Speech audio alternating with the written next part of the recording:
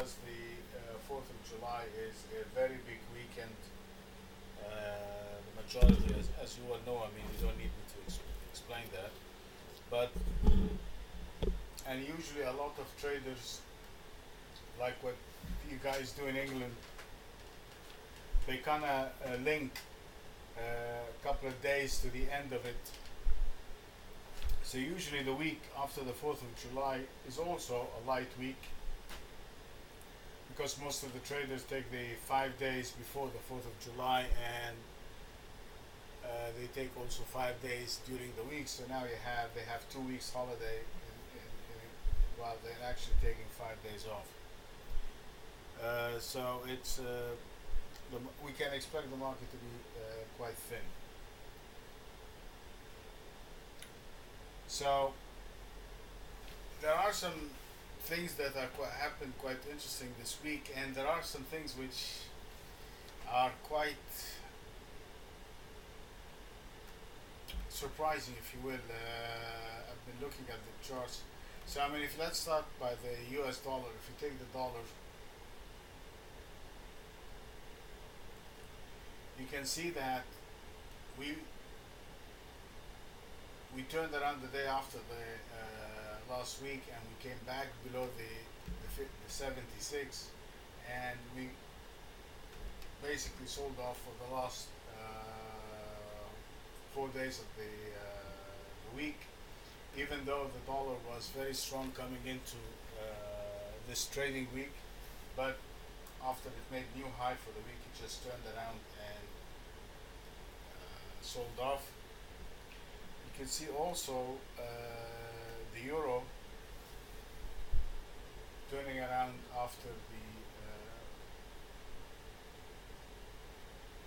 whatever came out of Greece, but it is the euro has been very clean in its movement because it goes from one structure point to the other structure point. The same thing with the dollar yen. So if you traded basically the structure points in the yen and the euro, you would have had pretty decent trades.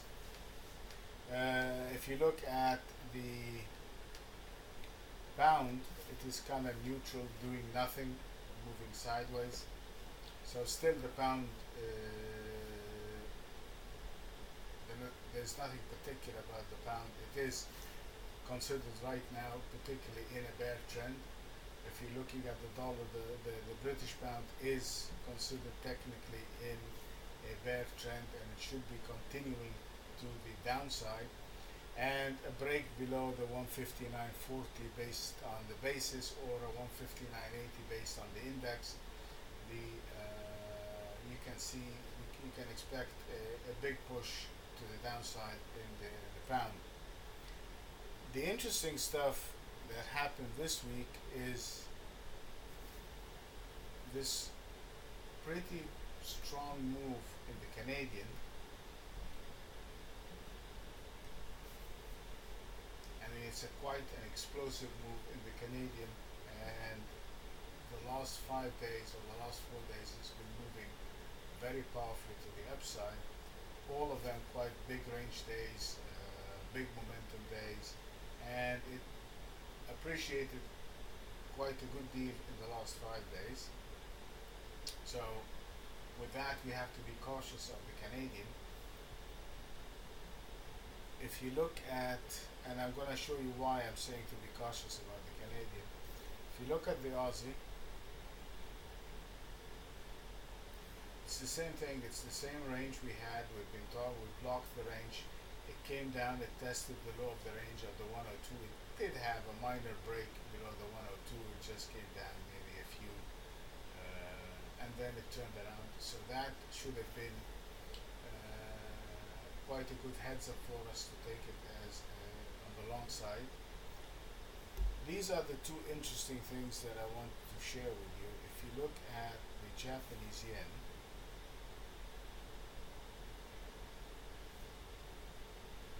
you see it's just sliding down. I mean, the weakness on the selling is still coming down. There is no reason for us to consider any buying in the again, if you will, this is something that would look to continue to the downside. But this is the interesting one, the Swiss franc.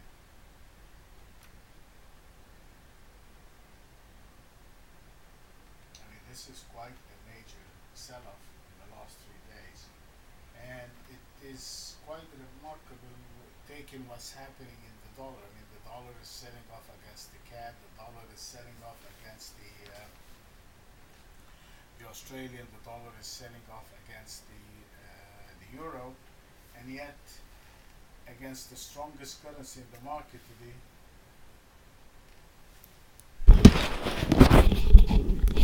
Okay, how about that? Is this better or is this better?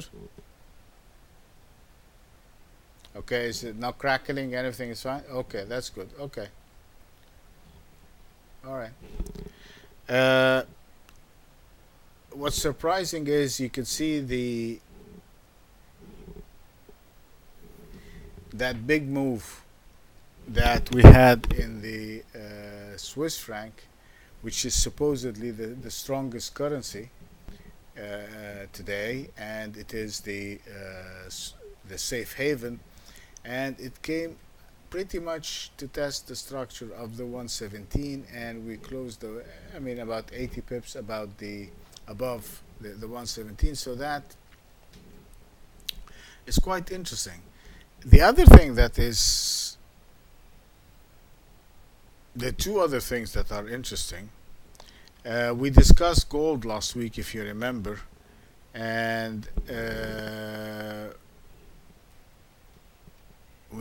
I mentioned to you guys that if we break through a specific point, we'll have probably the beginning of some sort of a bear trend in the gold, and that was the trade below the 1,511.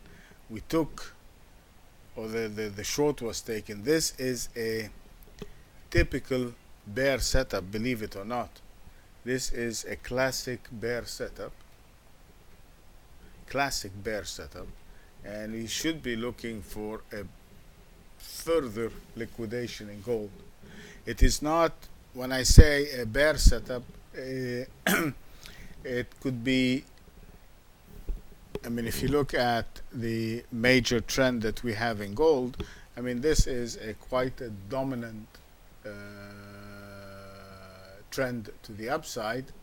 So what we have here is what I'm telling you. It's some sort of a bear trend. So you have to take that in relationship to this actual size of the trend. So this is a big major sell signal, but if you take it proportionally to the trend, even if you look at it on the weekly chart, this is all what we see here, and would be naive of me to tell you that this is the beginning of a bear market in gold. Absolutely not. Just by looking at virtue of this dominant trend, this is merely a sell signal and the beginning of a trend change. And that trend change could be a liquidation, probably maybe back towards the 1450 to the 1400s. And the reason I'm saying that is the trends is like, I want you, when you think about the trend reversing, I want you to think of a pond. It's like this. I mean, you have like a pond. If you drop a stone in the middle of the pond, you get the first ripple, and then you get a bigger ripple, if you will, and then you get a bigger ripple. So what happens when the market begins to show signs of trend change? What happens is you get your major sell signal, let's say on the 15 minute, and then you get the second So this would be the first sell signal on the 15-minute. Then you will get the sell signal on the hourly. Then you'll get the sell signal on the daily. Then you'll get the sell signal on the weekly. And then, of course, if it gets now to a major time frame, a weekly would be considered one of those major trend changes. So what we have here could be, it's basically a minor trend change on the daily chart, which now it's growing from the intraday, from the hourly, giving us a sell signal, then doing the same thing on the daily, now giving us another sell signal on the daily. So we're looking for this liquidation in gold.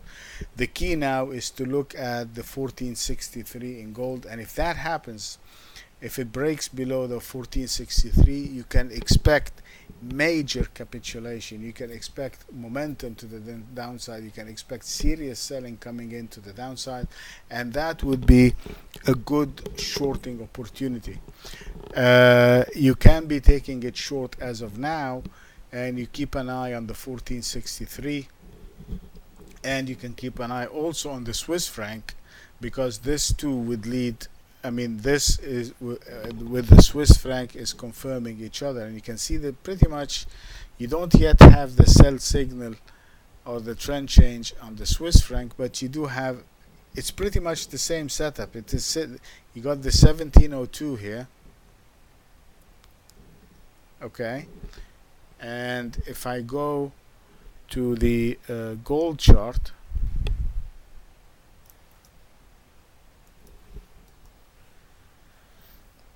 you see it broke it, the first one over here, and now it is coming towards the 1463. So the 1463 on the gold is pretty much the same as the 1702 in the Swiss franc.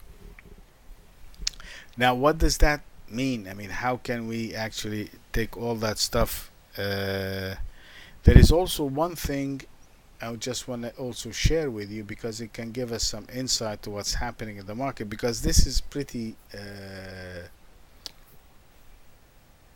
unique, because there are several things that doesn't jive. If you look at the US Treasury bonds, these are the 30-year bond, and take a look at this capitulation that we have in the bond. When we have a price decline like this in the bond, let me write it for you. I mean, this is a little bit of a correlation, so it can help us think. So when you have a price decline in bond, that means that the interest rate that the US government will be paying or will be charged is going up. So the interest rate, if the interest rate is going up, then the price of the treasuries is declining. Now, if the price of treasury is declining and interest is going up, this means also means dollar strength.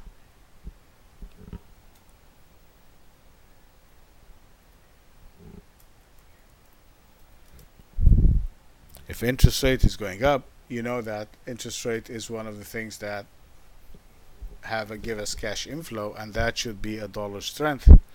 Now you look at gold, and we have seen that gold has given us a minor, let's call it a minor trend change. We also have a liquidation, not yet a trend change, in Swiss franc. The only move that is definitely anti or against the dollar has been primarily in the Australian dollar,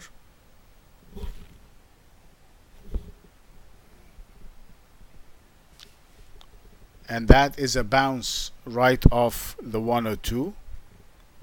And the same thing with the Canadian dollar.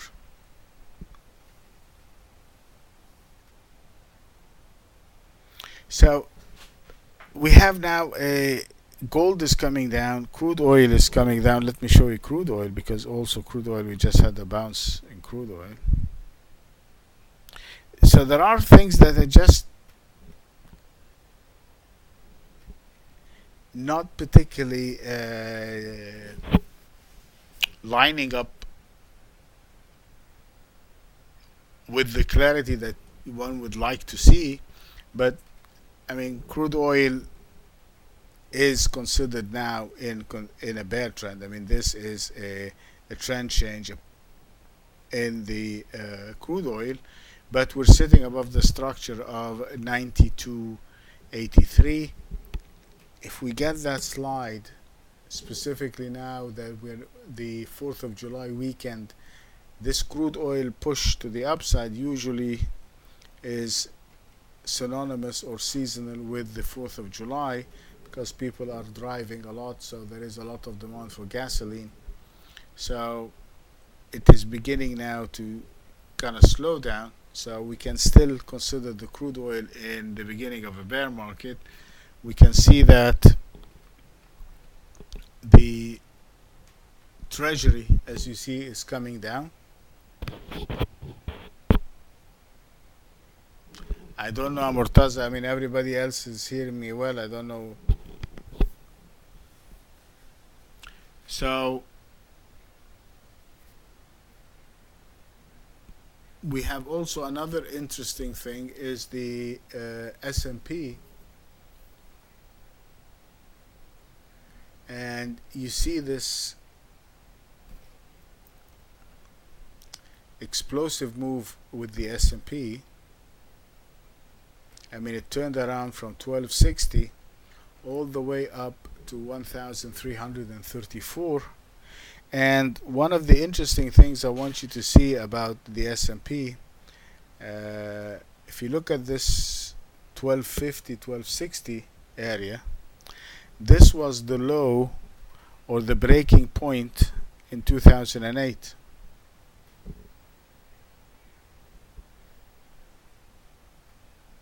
$1265 area, the 1250 area, this was right there. As you can see now, this is the break. It came back and tested, and that was the beginning of the capitulation in 2008. So coming back to this point and bouncing is actually a pretty positive sign, and that could be one of the major contributor to the decline in the treasury, because they go into the opposite direction too, the treasury bills, because now the stock market should be yielding more money than here in the, if you put money in treasury, you're only getting your interest rate, but now if you go and put it in the stock market, you probably be getting paid more on the stock market. So there is a lot of things that is happening, yet we're just unable to pinpoint what is really happening. I mean, the only way I can interpret this move in the Canadian is probably a technical bounce. This one in the Aussie, it's still in the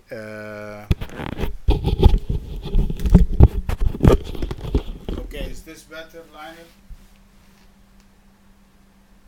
Okay, testing 1 2 3. Is this testing?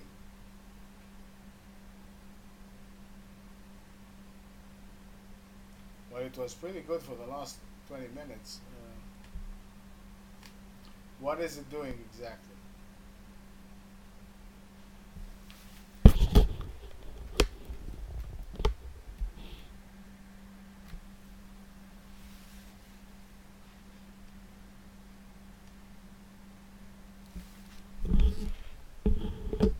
Is better now? Okay, that I don't know. I'll raise the volume. Okay, I'll raise the volume. Hold on, I'll raise the volume.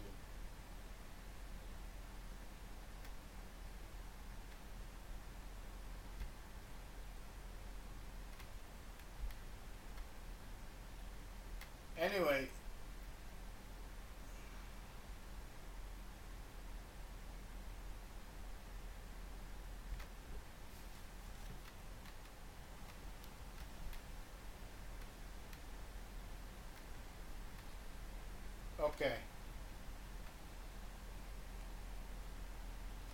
All right, is this okay now?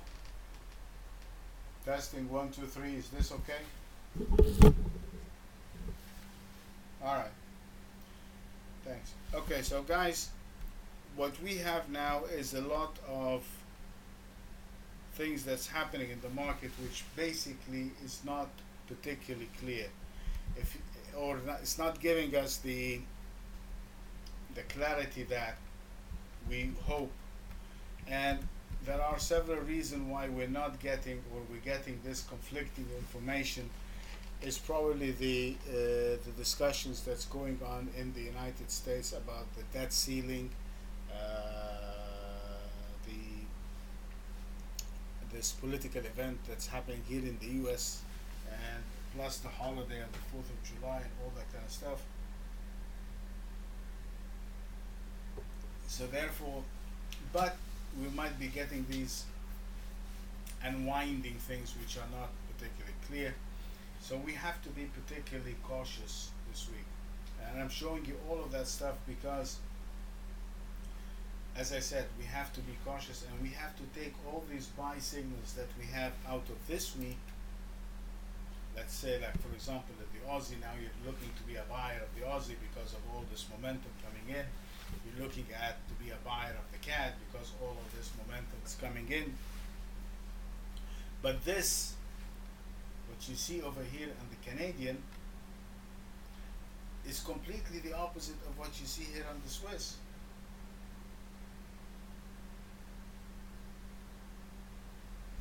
If you look at the chart for the dollar Swiss,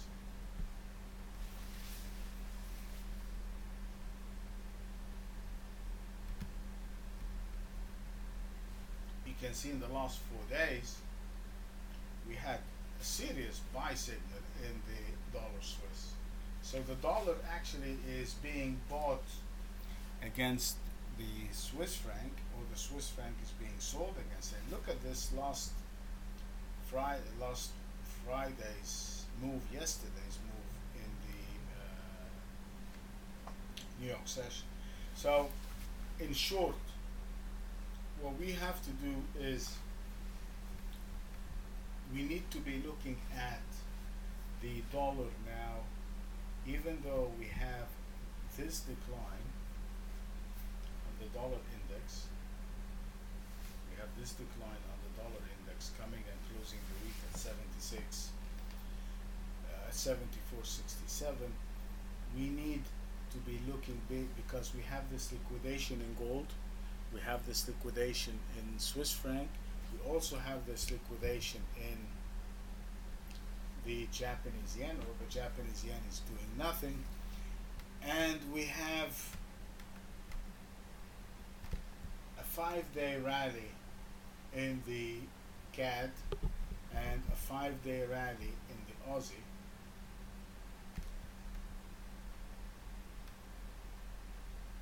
These are, when you have 5 days like this, remember the rule of 4, guys. Okay? So the high probability expectation is to see that the Australian to be coming down and the Canadian to be coming down after a 5-day expansion move like this. It might not be a trend change, but it should be a selling. So what we need to be doing is with the Aussie, we want to be buyers of the Aussie right now because that's what we trade, what we see, not what we think. But we need to identify a selling point so we don't get suckered in the trade. So our selling point in the Aussie based on the index is going to be the 106.33. I'm going to make this a red line so that you know that this is a sell signal. So we are, based on the index, about 50 pips away from selling the Aussie. The same thing with the CAD. The CAD is a much farther. I don't really have a clear sell signal as the one we had in the Aussie.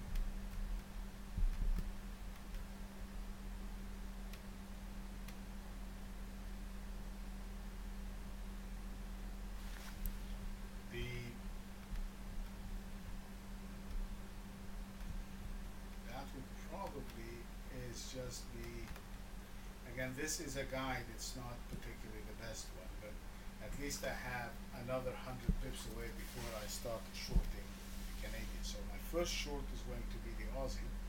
The second short is going to be the the Canadian. If you look at the euro, again, it's still within the range between the 146 and the 140, so it's still within that range, and it should be now oscillating. So now you have the positive news so far coming out of Greece has already been discounted in the market already, so we can look for a move to the downside. The same thing with the British pound. I mean, that is the weakest of all currency now, is the British pound still. So I'll be looking at selling the British pound as my first currency to be short, is the British pound. I will also be looking at the Aussie, and I will be looking at the Swiss franc. The yen, let's put this here, the Canadian and the Aussie, these are big range rules. These are big range. And they would be our primary, or the number one sellers, because they will be suffering liquidation, not a trend change, but liquidation. So we can get an extended move in a short period of time.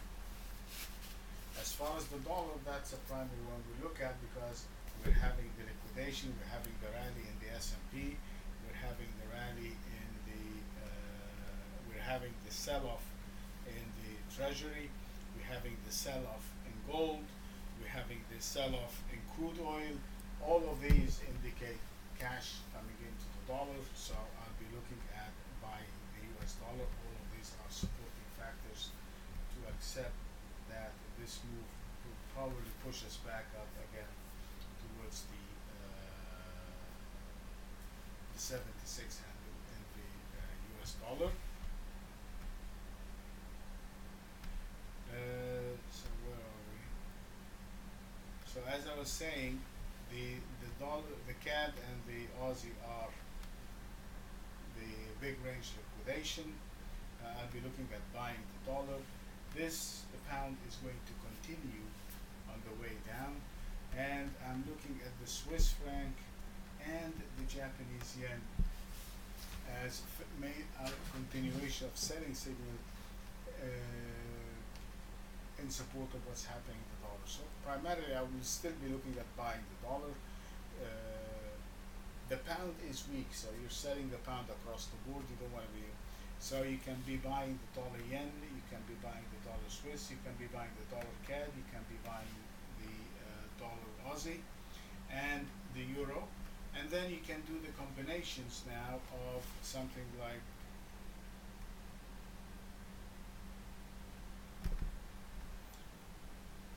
maybe you want to be taking I can take these are all quite sell-offs. You might take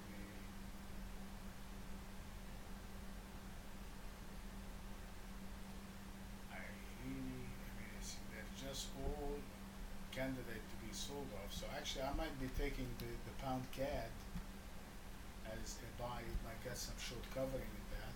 I can do some buying in the pound Aussie. I might get some short covering in that.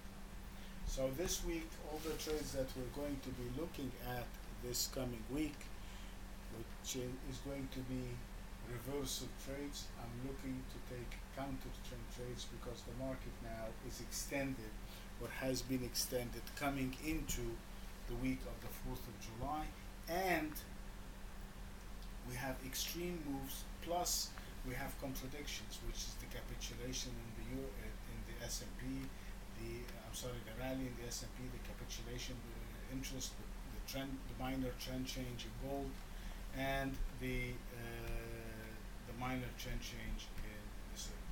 So that's what we will be looking at: buying the dollar and selling the Swiss franc, the Canadian, the Aussie. And you want to take crosses, you can take the pound CAD, the Aussie CAD, the Euro CAD if you want, and the Euro Aussie, because all of these are short covering brands. Okay? That is the indices for now. Anybody has any questions on that?